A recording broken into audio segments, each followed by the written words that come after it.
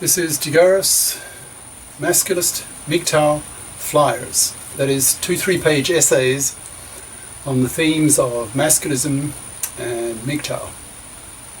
Written by and read aloud by Prof. Dr. Hugo de Garis. This is flyer number 161, entitled MGTOW/Masculist Small Potatoes.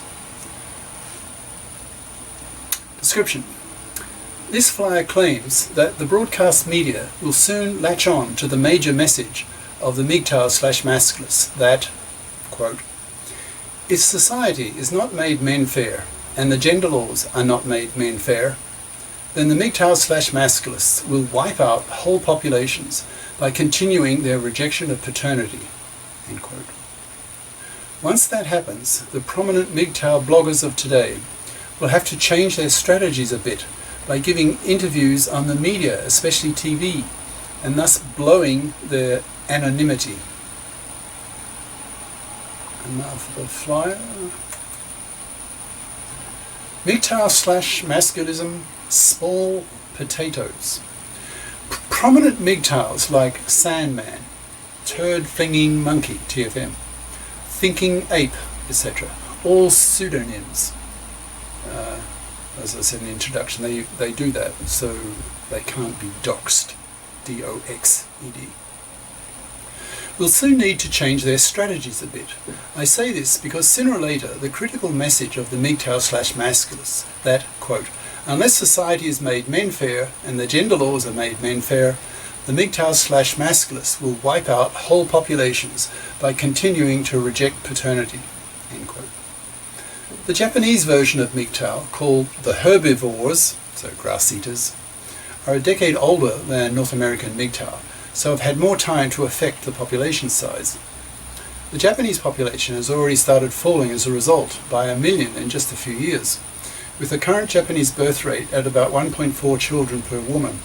In a mere 2 decades, after the baby boomers have died off, the Japanese population will fall to about 2/3 of its current size, to about 80 million. Japanese politicians are very conscious of this and have created a Minister of State to deal with the problem. There have been 2 of them so far, a man and a woman. They have had little effect because they do not go to the heart of the problem, which is that young Japanese men simply refuse to live the man-slave role of their salaryman fathers, working 11-hour days, 3-hour commutes, handing over their paychecks to their parasitic fluffy housewives who play tennis while their husbands overwork. Pretty soon, Western politicians and the media are going to wake up in the same way and start asking why so many young Western men are rejecting paternity, thus forcing the birth rate to crash and eventually the whole population to be wiped out.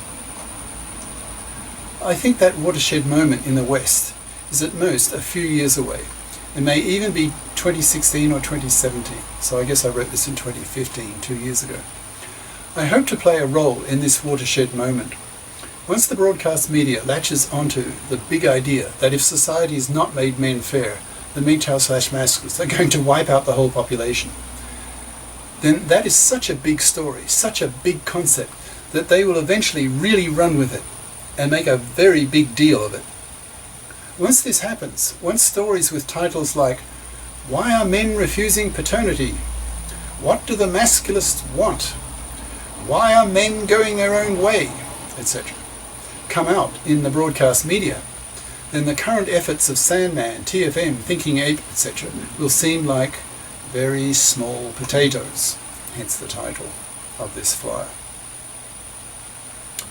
These currently prominent MGTOWs will have the wind blown out of their sails. They will no longer be at the cutting edge of the MGTOW/MGTOW Masculist, or MGTOW movement. These guys reach tens of thousands of guys per video. A major TV or print story reaches millions. So in that sense, the efforts of today's MGTOWs are small potatoes. So, once the broadcast media latches on to the main ideas of MGTOW/Masculism and really brings them to the masses so that nearly everyone is informed of them, what can Sandman, TFM, Thinking Ape, etc. do from then on as MGTOWs? I suggest they keep doing what they're doing to build the membership base of the MGTOW movement, continue generating the ideas, but make some changes, such as agreeing to be interviewed on the broadcast media to use their expertise and experience discussing men's issues, and bring that expertise to the masses. But getting on TV will be to blow their anonymity. I hope that Sandman has now built up enough financial independence to be able to do that.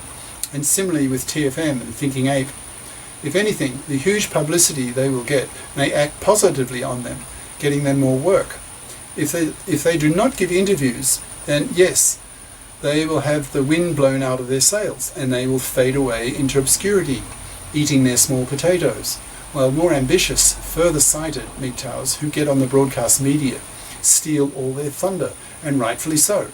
A person who brings MGTOW Masculist ideas to the millions is hugely more valuable to these movements than a video blogger who reaches tens of thousands.